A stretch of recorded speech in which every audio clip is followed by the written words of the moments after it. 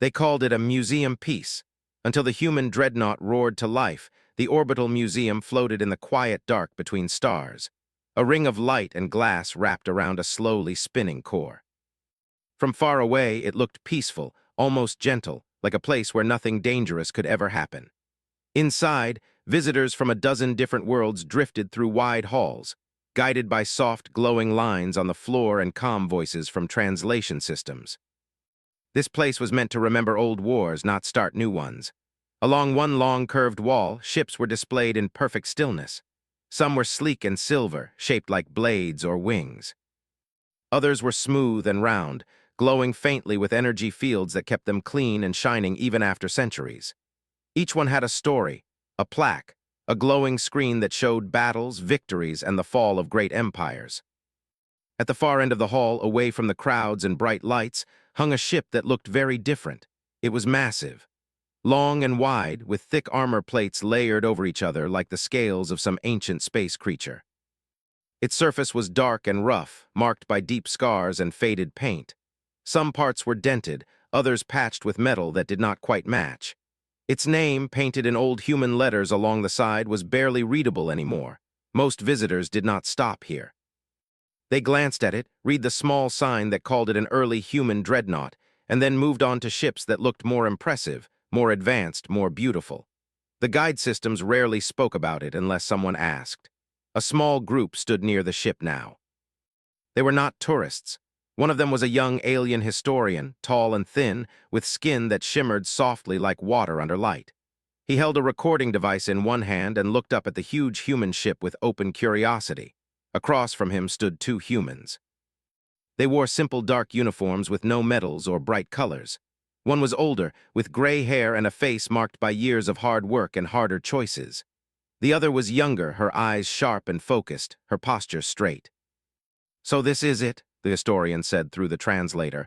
"The famous human war relic. It is larger than I expected." The older human gave a small smile. "It was built to be." The historian tilted his head. "Our records say it is over 400 years old. Your species now uses much smaller, faster ships. Why keep something like this?" The younger human looked up at the dreadnought. "Because it still has a job." The historian blinked. "But it is a museum piece. It cannot possibly function." Neither human answered right away. The museum lights dimmed slightly as a soft, alert tone echoed through the station. Most visitors did not notice. Alerts happened sometimes. Usually it was just a system check or a minor docking issue. Then the tone changed. It grew sharper, louder, more urgent. A calm voice spoke in dozens of languages at once. "Attention, all visitors and staff, please remain calm. A situation is developing in Coalition space. Further instructions will follow." The historian looked around. "That sounds serious." The older human's face had gone still. "It is." Across the station, large screens lit up. They showed star maps, red symbols blinking at the edges of known space. Entire systems were marked as lost. Communication lines went dark one by one. The Coalition capital chamber, far from the museum, filled with worried voices. Fleet commanders spoke quickly, their words overlapping. A new force had entered the galaxy. No one knew where it came from. No one knew what it wanted, only that it destroyed everything in its path. Coalition ships had already tried to stop it. They failed. Back in the museum hall, visitors began to panic. Some ran, others froze, staring at the screens. Security drones floated down from the ceiling, guiding people toward safe zones. The historian turned back to the humans. "Your people are part of the Coalition. Will you send your fleets?" The younger human nodded. "We will send what we can." The older human did not take his eyes off the dreadnought. "And what we must." Deep inside the ancient ship, where no visitors ever went, systems that had been silent for centuries felt something change. Dust-covered panels warmed. Power lines that had not carried energy in generations began to hum, very softly at first, like a distant echo of a heartbeat. The human engineer who had been assigned to maintain the museum displays was already moving. Her name was Mara Hale. She had taken this job because it was quiet, because it was safe, because no one expected anything important to happen in a place full of old memories. Now she ran through narrow metal corridors inside the dreadnought, her boots echoing against the floor. Emergency lights flickered on as she passed. Her wrist device showed a single message, marked with the highest priority. Manual activation authorized. Her mouth went dry. The Dreadnought was not connected to the station's main power. That was on purpose. Too dangerous, the Coalition had said. Too old, too unknown. If it was going to wake up, it would have to do it the human way, by hand. She reached a heavy door with faded yellow stripes. The letters on it were scratched, but still clear. Reactor Control Myra placed her hands on the cold metal and pushed. The door opened with a deep, slow sound, like something very large shifting in its sleep. Inside, the room was dark. The air smelled of old metal and oil. Rows of control panels lined the walls, each one covered in switches, levers, and small screens. None of them were glowing. She walked to the center console. On it lay a thin metal book chained to the desk, a manual. She opened it, flipping through pages filled with handwritten notes, diagrams, and warnings in old human language. Some of the ink had faded. Some pages were worn at the edges, as if many hands had turned them over the years. Her finger found the first step. She took a deep breath and pulled the main power lever. Nothing happened. She pulled it again, harder. Somewhere deep in the ship, something clicked. A low sound rolled through the metal walls, so deep she felt it more than heard it. Lights along the floor flickered, then turned on, one by one, like stars appearing in a dark sky. Myra smiled just a little. Back in the museum hall, the historian felt a vibration under his feet. "What was that?" he asked. The older human closed his eyes for a moment. "That," he said softly, "is the sound of history waking up." The Dreadnought's surface lights, long dark, began to glow, faint at first, then brighter. Visitors stopped running. They stared. The massive ship, the one they had ignored, the one they had called a museum piece, was no longer silent. Inside the Coalition Command Center, a sensor officer shouted, "Unknown energy spike at the museum station." Screens zoomed in on the Dreadnought. Readings climbed higher and higher. "That ship is active?" a commander asked in disbelief. "But it's ancient." Mara moved through the activation steps, her hands steady even as her heart raced. Each system came online with a different sound. Fans spun, screens lit up. Old cameras blinked and focused for the first time in centuries. A message appeared on the main display. "Welcome back," Captain Mara swallowed. She was not a captain, not yet. But the ship did not care. In the museum hall, the younger human stepped forward, her eyes shining. "It's working." The historian looked between the humans and the ship. "You planned this." The older human shook his head. "We hoped we would never need it." Far away, in the dark between stars, the unknown armada continued its slow, unstoppable advance toward the Coalition's heart. And for the first time since it arrived, something in its path was waking up that did not intend to move aside. The Dreadnought's engines began to warm, their deep, steady rumble spreading through the station like thunder held inside metal. The museum, a place built to remember the past, had just become part of the future. The Dreadnought did not leave the museum station right away. For a long moment, it simply sat there, awake but still, like a giant opening its eyes after a very long sleep. Its lights glowed along the dark hull, tracing old scars and battle marks that had once been stories and now were warnings. Inside, Mara Hale stood on the bridge, her hands resting on a cold metal rail. The room was wide and built for a crew much larger than the few humans now stepping inside. Empty chairs lined the control panels.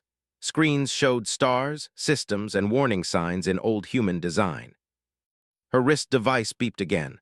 "Coalition Command requests immediate contact." She tapped it, and a tall alien figure appeared in the air above her arm. The commander's skin was pale blue, his eyes large and serious. "You are inside the human Dreadnought," he said. "Confirm." Myra took a breath. "Confirmed." There was a pause. The commander looked uncomfortable. "We did not authorize this ship to be activated," he said. "You did," Myra replied. 3 minutes ago, emergency code Theta Black." The commander's eyes flicked to the side, checking something off-screen. Then he sighed. "Yes, I see it now." Behind him, other officers moved quickly. Maps and numbers filled their screens. Red marks spread across space like a growing wound. "Engineer Hale," the commander said, "that ship is old. Our data says its systems are outdated, its weapons slow. We need speed and precision, not a moving fortress." Mara looked around the bridge. She touched one of the empty chairs, running her fingers over deep scratches in the metal. "This ship was not built to win fast," she said. "It was built to not lose." The commander did not answer right away. On the museum station, the younger human officer, Lieutenant Sarah Vance, watched through the wide glass windows as docking arms moved toward the Dreadnought. Small human ships, simple and rough compared to alien craft, lined up to connect. The historian stood beside her, recording everything. "Your people are boarding it," he said. "How many?" "Not enough," Sarah replied. "Then why send it at all?" he asked. Sarah turned to him. "Because sometimes one thing standing in the way is better than 100 things running around." The docking clamps locked into place with loud metallic sounds. Human crew members crossed through airlocks, carrying bags, tools, and old equipment that looked like it belonged in a different age. Inside the Dreadnought, Mara watched them arrive. Pilots, engineers, medics, and soldiers filled the empty spaces. Their voices echoed through the halls, bringing life back into the ship. A tall man with a dark beard stepped onto the bridge. He wore a worn captain's jacket, the symbol of human command stitched on the shoulder. "Captain Elias Rowe," he said. "I hear this old girl wants to fly again." Mara gave a nervous smile. "She's awake, but she's stubborn." Rowe laughed softly. "So am I." He took the captain's chair. The seat adjusted itself with a slow mechanical sound, fitting to his shape like it remembered what to do. "Status?" he asked. Mara turned to the main screen. "Power at 60%, weapons charging, engines warming, life support stable, she's holding together." Rowe nodded. "Good enough." Coalition command came through again, this time on the main display. The commander looked more tired now. "The enemy fleet will reach our inner systems in less than 6 hours, he said. "Our ships cannot hold them. We will attempt to slow them, but—" He did not finish the sentence. Rowe leaned forward. "Where do you need us?" The commander hesitated.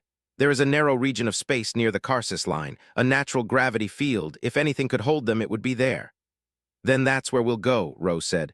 "You will not survive alone," the commander warned. Rowe smiled, small and calm. "We're not alone, we're human." The connection cut. On the bridge, the crew moved faster, doors sealed. Systems locked into combat mode.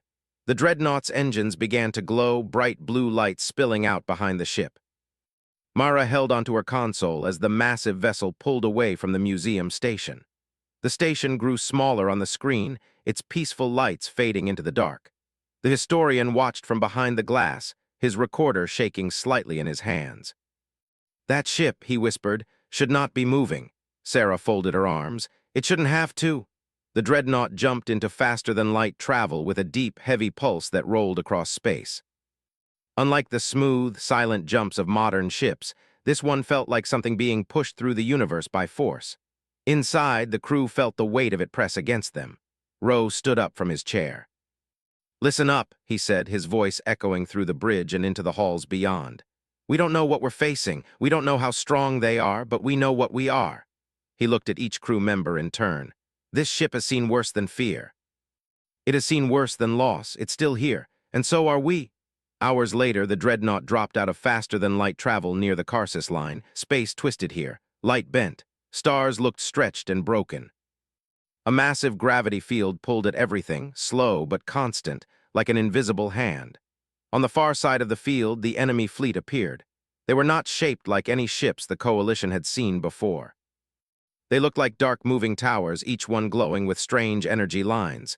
They moved in perfect formation, silent and steady. Mara felt cold run through her. "They're huge," she said. Rowe nodded. "Big things fall hard." The Dreadnought moved forward, slow and heavy, placing itself between the enemy and the inner systems. Coalition ships appeared behind it, keeping their distance. They were faster, smaller, more advanced, but they stayed back like children standing behind a wall. The enemy fleet did not stop. A beam of light shot out from one of the dark towers, slamming into the Dreadnought's front armor. The ship shook. Alarms rang. "Shields holding," Mara called out. Another beam, then another. Rowe grabbed the arm of his chair. "Return fire." The Dreadnought's side cannons opened up, firing solid metal rounds wrapped in energy fields. They moved slower than beams, but they hit like falling mountains. One of the enemy ships took a direct hit. Its outer shell cracked, glowing bright before going dark. It drifted out of formation. The rest of the fleet answered. The space around the Dreadnought lit up with fire and energy. The ship took hit after hit, its armor burning, cracking, and holding. Inside, crew members were thrown against walls. Systems sparked. Mara fought to keep power flowing where it was needed. "Why won't it go down?" One of the enemy commanders' voices echoed through intercepted signals. Ro heard it on the screen and smiled. Because it was never meant to, he said. The dreadnought pushed forward, deeper into the gravity field. The enemy ships struggled to follow, their lighter frames pulled and twisted by the unseen force. The human ship, heavy and dense, moved like it belonged there. Behind it, the coalition fleet began to move. The dreadnought was not just fighting. It was opening the door. The gravity field pulled at everything like a slow, steady tide. Inside the human dreadnought, the air felt heavier, as if the ship itself was being pressed down by an invisible hand. Crew members moved carefully, holding rails and walls as the massive vessel pushed forward. The hum of the engines was deep and constant, like a heartbeat that refused to stop. Captain Elias Rowe stood on the bridge, his eyes fixed on the main screen. The enemy fleet filled the space ahead, dark shapes against twisted stars. They were slower now, their formations stretched and uneven as the gravity field pulled at them. Mara Hale worked at her station, fingers flying across old controls. Sparks jumped from one panel and a warning light flashed red. "Power rerouting to forward armor," she said. "We're losing plating on the lower hull." Rowe nodded. "Let them chew on the skin, keep the bones strong." A young officer nearby swallowed hard. "Sir, our shield strength is down to 40%. Rowe leaned on the edge of his chair. "Then we still have 40% more than they expect." Outside, another beam of enemy fire slammed into the dreadnought's side. The ship shook, metal groaning deep within its frame. The lights dimmed for a moment, then came back on. On the far side of the battle, the coalition fleet watched. Sleek alien ships hovered at the edge of the gravity field, their commanders hesitant. They had lost too many ships trying to rush the enemy head-on. Now they saw the human dreadnought doing something different. It wasn't trying to outmaneuver or outsmart. It was standing in the way. The historian from the museum station was aboard one of the coalition command ships now, still recording, his hands trembling slightly as he watched the battle unfold on the screens. "It's like watching a mountain fight a storm," he whispered. A coalition admiral beside him nodded slowly. "We built our ships to be perfect. They built theirs to be stubborn." Back on the dreadnought, a loud alarm blared. "Boarding craft detected," a sensor officer shouted. Small enemy vessels broke away from the main fleet, darting toward the human ship like sharp, fast insects. Rowe straightened. "All hands prepare for internal defense." Metal doors slammed shut throughout the ship. Hallways filled with human soldiers, their armor simple but solid, their weapons old but powerful. Myra felt a tight knot in her chest. This ship was not just a machine to her anymore. It felt alive, and now something was trying to cut into it. The first boarding craft struck the hull with a heavy thud. A section of outer plating glowed hot, then burst inward. Enemy soldiers poured through the breach. They were tall and thin, their bodies wrapped in dark armor that shimmered with strange energy. Human soldiers met them head-on, the hallway filled with sound and light. Energy blasts and solid rounds crossed in flashes. The air smelled of burning metal and smoke. Myra crouched behind a console, watching through a security screen. Her hands shook, but she kept working, sending power where it was needed, sealing doors, opening others to guide human teams into position. In the engine room, a group of enemy soldiers tried to reach the core. They were met by a heavy blast door that slammed down in front of them. A human engineer on the other side pressed a control and spoke into a communicator. "Sorry," he said calmly. "Wrong way." On the bridge, Rowe listened to reports from across the ship. Boarding parties contained in sectors 3 and 5. Lower deck breach sealed. Medical teams moving in. Rowe closed his eyes for a moment. Every report meant someone was fighting, someone was bleeding, someone was afraid. Then he opened them again. "Hold the line," he said. "All of it." Outside, the dreadnought's main cannons fired again. Heavy rounds tore through 2 more enemy ships, sending glowing debris spinning into the gravity field. The field pulled the wreckage down and away like leaves in a river. The enemy fleet began to change its formation. Ships spread out trying to surround the human vessel. Mara looked up at the tactical display. "They're trying to flank us," Rowe nodded. "Then let's make it hard for them to stand." "Engineering, can we shift gravity field alignment?" he asked. A voice crackled over the line. "We can try, sir, but it'll stress the hull." Rowe smiled slightly. "This hull has been stressed for 400 years. "Do it," he said. Deep inside the ship, massive systems adjusted.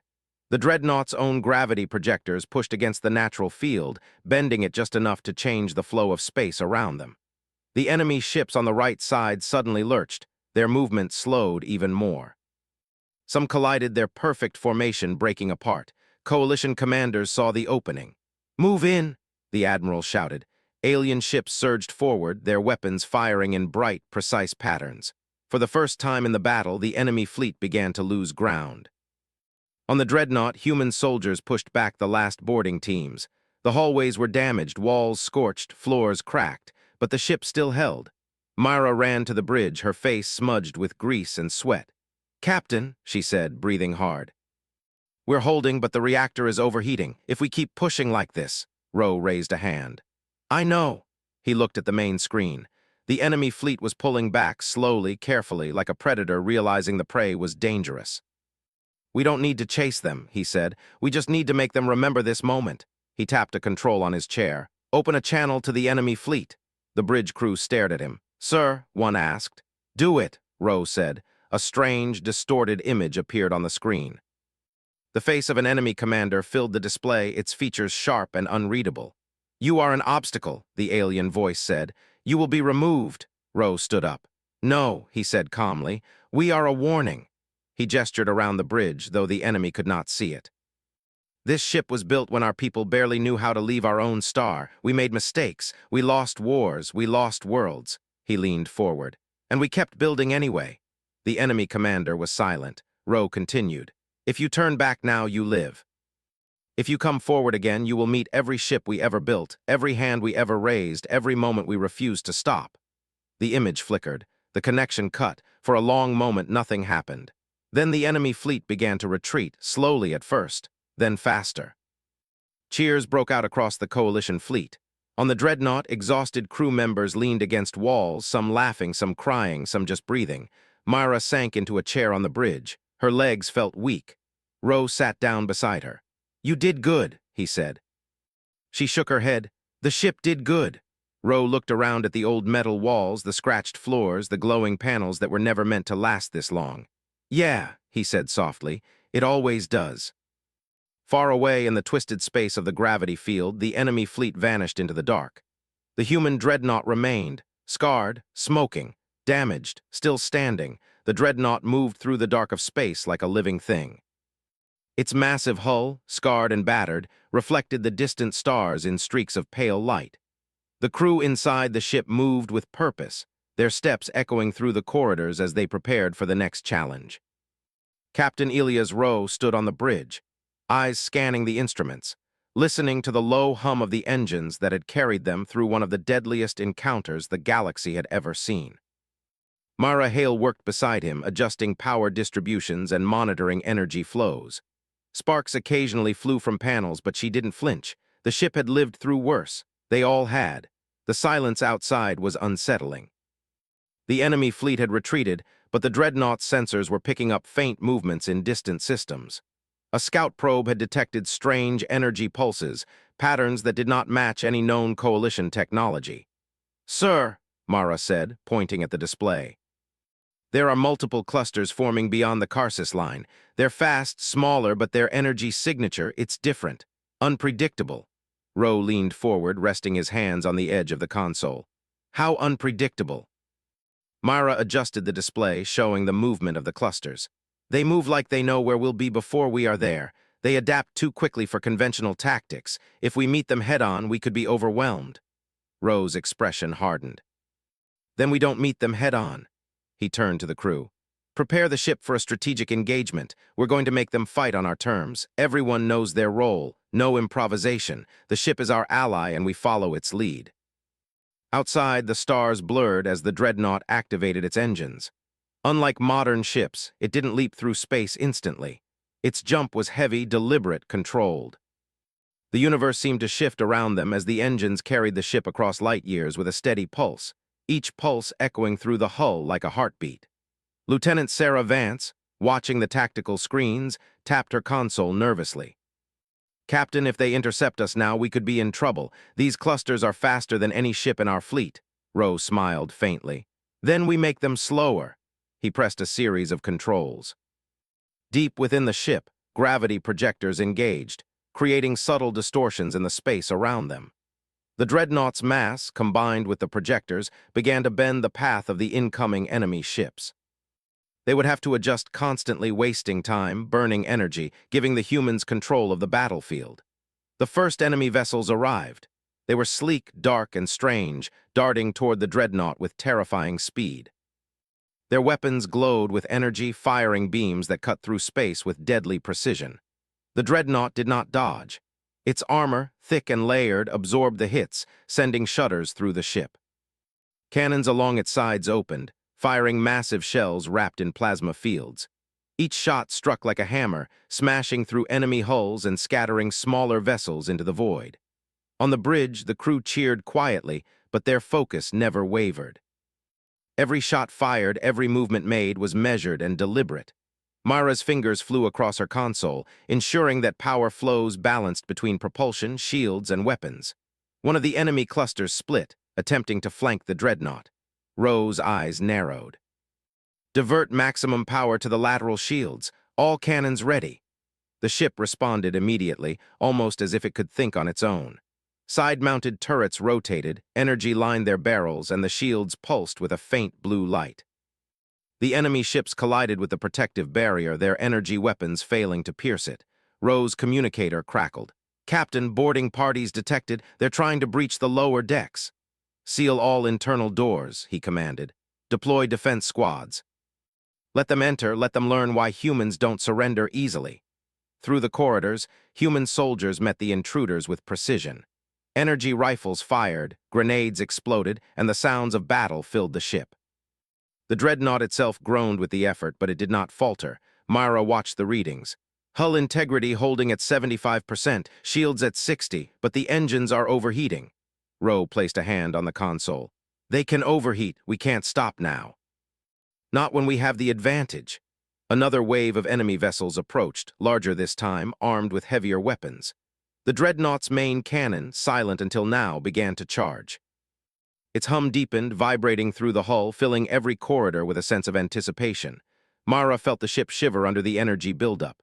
"Sir, that cannon, it hasn't fired in centuries. It's dangerous." Ro smiled, a quiet, confident smile. "It's not dangerous. It's history reminding the universe why humans survive." The energy pulse built, filling the cannon chamber with light. The ship groaned again, metal straining under the pressure. Crew members held their positions, their faces set in determination. They had trained for this, but nothing could have truly prepared them for the raw power of a weapon that had been dormant for 400 years. On the tactical screen, the enemy commander's fleet adjusted, unaware of the true nature of the human Dreadnought.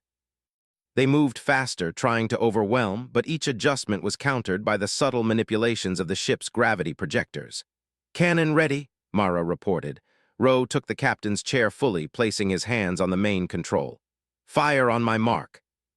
The ship's main cannon released its energy in a massive pulse, a beam of concentrated power that tore through the first line of enemy vessels. Ships were obliterated in an instant, glowing debris scattering through space. The enemy commander's voice came through intercepted channels, full of shock and anger. "Impossible! What is this weapon? It should have failed centuries ago." Ro leaned back in his chair. "It didn't fail because it was built to endure." The battle continued. The Dreadnought moved steadily forward, its cannons firing, shields absorbing hits, engines pushing it through the heart of the enemy formation. Human soldiers fought in the corridors, defending every breach, holding positions that seemed impossible to hold. Mara adjusted power again, sweat running down her face. "Captain, we're hitting the limits. If we keep pushing, the engines might fail." Ro's eyes did not leave the tactical display. "Then we make this the last push. We hit hard, we hit fast, and we make them remember humans are not defeated so easily." The Dreadnought's cannon fired again, each blast tearing through multiple enemy vessels at once. The clusters that had seemed unstoppable began to break apart. Enemy ships collided, miscalculated, and fell into the gravity field, spinning out of control. From the observation deck, Sarah Vance watched silently, her hand gripping the railing. She had seen fleets destroyed before, but never like this. The human Dreadnought was a mountain moving through fire, unstoppable, untouchable. The historian beside her whispered, "They called it a museum piece, but it's alive." Ro spoke quietly into the communicator. "All sections push forward, close the enemy, hold nothing back." Corridors filled with human soldiers, engines roared, cannons fired, and shields flared. Every movement was precise, deliberate, like the ship and its crew were part of the same being. Enemy vessels tried to regroup, but the Dreadnought anticipated each move. Gravity projectors shifted, cannon fire struck, and small boarding teams intercepted intruders before they could reach vital systems. Mara's hands moved faster. "Captain, main reactor nearing critical, shields dropping," Ro nodded. "Then we finish this now." He tapped controls on the console, rerouting all remaining energy to the main cannon and engines. The ship shuddered under the strain, lights flickering, metal groaning, but it surged forward like a titan waking fully after centuries of slumber. The main cannon charged again, brighter and more powerful than before. The enemy fleet, seeing the immense energy buildup, tried to retreat, but the Dreadnought's gravity distortions pulled them forward, slowing their escape. Ro's hand hovered over the final trigger. "This is for every world they touched. This is for everyone who thought humans were weak." The beam fired, a blinding lance of energy that tore through the remaining enemy vessels. Explosions rippled across space, debris spinning, energy discharges lighting up the darkness. The enemy fleet scattered, broken and beaten, retreating from the Dreadnought and the combined force of the coalition fleet. For a long moment, silence followed. The stars returned to their normal shine. The Dreadnought floated in space, glowing faintly, scarred but unbroken. Mara exhaled, her hands trembling. "We did it!" Ro leaned back in his chair, his eyes scanning the damage reports. "No," he said, "she did it. We only helped." Across the galaxy, messages began to spread. Fleet commanders reported the impossible. A single human dreadnought, a museum relic, had not only survived but had turned the tide of battle. The historian whispered, "It's a legend now, and it is alive." The dreadnought's engines hummed steadily, the main cannon silent for the moment, its power spent but ready if needed. Inside, the crew moved carefully, tending to wounded, repairing systems, and holding their breath as the ship rested, just enough to continue living, just enough to continue protecting. Captain Ro looked at the stars ahead. "We've shown them the cost of underestimating humans." "But this is only the beginning." Mara nodded, her eyes reflecting the glowing panels. "And the ship will be ready." The Dreadnought, old, scarred, and powerful, drifted through the quiet dark, a reminder that humanity's past was not just history. It was strength, endurance, and a promise that they would never be forgotten. The enemy fleet had disappeared into the far reaches of space, leaving behind empty voids and scattered debris. The human Dreadnought, scarred and smoking from the battle, drifted slowly in the silence. Its engines glowed faintly, a steady pulse that reminded everyone on board that the ship was alive, breathing, and ready for whatever might come next. Captain Elias Ro remained in the captain's chair, his hands resting on the worn metal armrests. His eyes scanned the star-filled darkness outside, yet he wasn't just looking at space.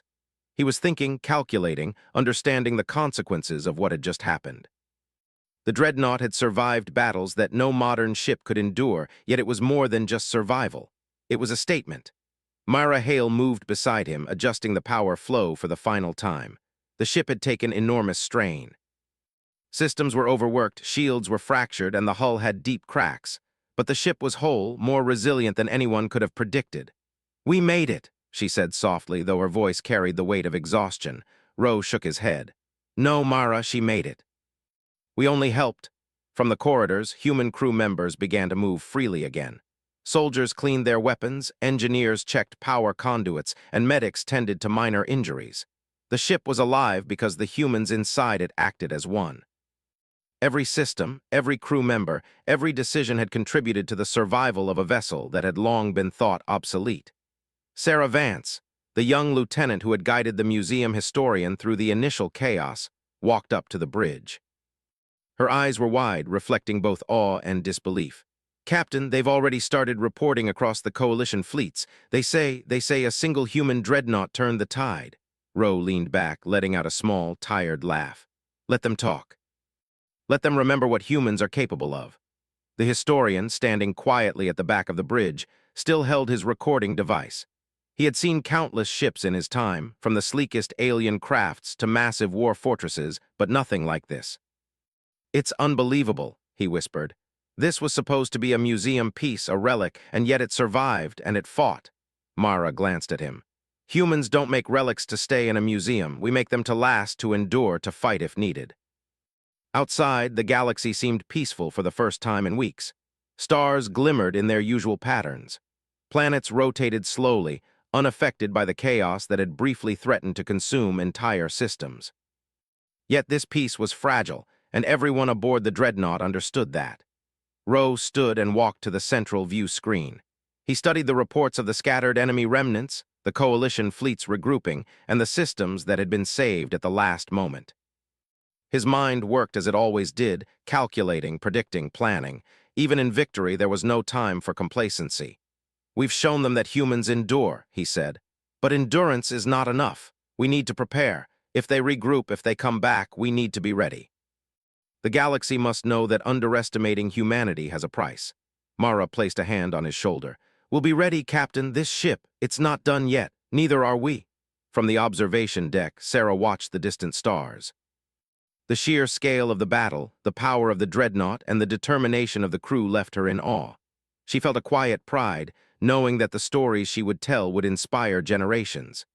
"They'll write about this for centuries," she said softly. Ro's voice carried over the bridge. "Good. Let them write. Let them remember." The human crew moved through the ship, repairing systems that had been damaged, reinforcing areas that had been exposed, and checking the engines that had carried them through impossible situations. The Dreadnought itself seemed to respond, almost as if it understood the care it was receiving. Lights flickered back on, shields stabilized, and the faint hum of life pulsed through every corridor. Myra returned to the main console, monitoring the power flow one last time. She pressed a button initiating a full system diagnostic. Hull integrity 78%, shields 72%, weapons functional, engines stable, the ship she's holding. Ro looked around at his crew. "This is more than a ship, this is proof. Proof that humans build to endure, to survive, to fight back even when the odds are impossible.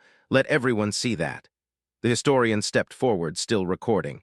"Captain, may I ask, what will you do now?" Ro's gaze remained on the stars. "Now," he asked. "Now we ensure the galaxy remembers. We rebuild what was lost, we strengthen what remains, and we make sure humans are never overlooked again. This ship, this Dreadnought, is only the beginning." Mara nodded, understanding completely.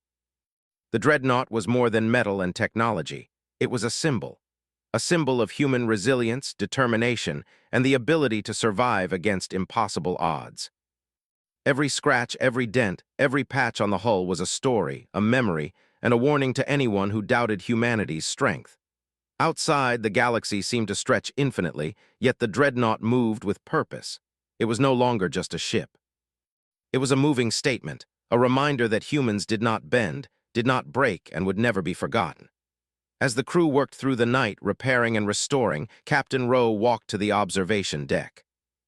He looked out at the void, at the remnants of enemy ships drifting silently, at the planets and stars that would live another day because of their actions. "Humans will always endure," he whispered to himself. "No matter what comes, no matter how strong the enemy, no matter how impossible the odds, we will survive." Sarah approached him, her voice quiet but firm. "And this ship will always remind them." Ro nodded. "Yes, and it will remind us too. Every time we think we're too small, too weak, or too outdated, we'll look at her, and we'll know what humans are capable of." The Dreadnought, though battered and tired, pulsed with life. Its engines hummed, shields glowed faintly, and its weapon systems, though spent, were ready if ever needed again. Every corridor, every deck, every station carried the presence of human ingenuity and resilience. Mara stood beside the captain, her hands still trembling from the effort. "Do you think they'll come back?" she asked. Ro's eyes remained fixed on the stars. "If they do, we'll be ready. We've shown them what humans are capable of, and we'll show them again if we must. But for now, we rest. We rebuild. We remember." Across the galaxy, reports spread. Systems once thought lost were safe. Coalition fleets, inspired by what they had witnessed, regrouped and reinforced their defenses. Entire civilizations looked up at the stars with new hope, seeing in the human Dreadnought a symbol of strength and endurance. The historian recorded the moment, knowing that what had happened would be remembered for centuries. Not just as a battle, but as proof of something larger, proof that humanity, though small and underestimated by many, could stand against impossible odds and emerge victorious. Inside the Dreadnought, life continued. Soldiers, engineers, and medics moved with purpose. Systems were repaired, weapons were maintained, and the ship's hum was steady, constant. It was more than a machine. It was a testament, a living legacy of human will, ingenuity, and endurance. Captain Rowe returned to the bridge, taking his place in the captain's chair. He looked at the tactical display one last time. The galaxy was quiet, but he knew the quiet was temporary. Battles would come, enemies would rise, and challenges would test them again. But he also knew this: humans would endure. Their past, their history, their mistakes, and their triumphs had built them strong. And the Dreadnought, once called a museum piece, had proven that strength to the galaxy. Rowe tapped a control on the console, and the ship's main systems hummed in harmony. He closed his eyes for a brief moment, listening to the sound of life, power, and endurance flowing through the massive vessel. "When they come," he whispered, "we'll be ready, always ready." Outside, the stars stretched endlessly, silent witnesses to a legacy that would not be forgotten. The human Dreadnought drifted forward, engines glowing softly, hull battered but unbroken, and the crew prepared for the next challenge. And across the galaxy, one undeniable truth began to take hold. Humans were not to be underestimated. They survived. They endured. They built the past strong enough to protect the future. The Dreadnought, once a museum relic, was now a living legend. And the story of humanity's courage, determination, and strength would echo through the stars for generations to come. The galaxy had learned a lesson it would never forget. When humans fight, they do not yield. And sometimes the oldest and most forgotten weapons carry the power to change everything. Captain Rowe looked out at the vastness of space, the glow of distant stars reflecting in his eyes. He smiled faintly. "We're just getting started."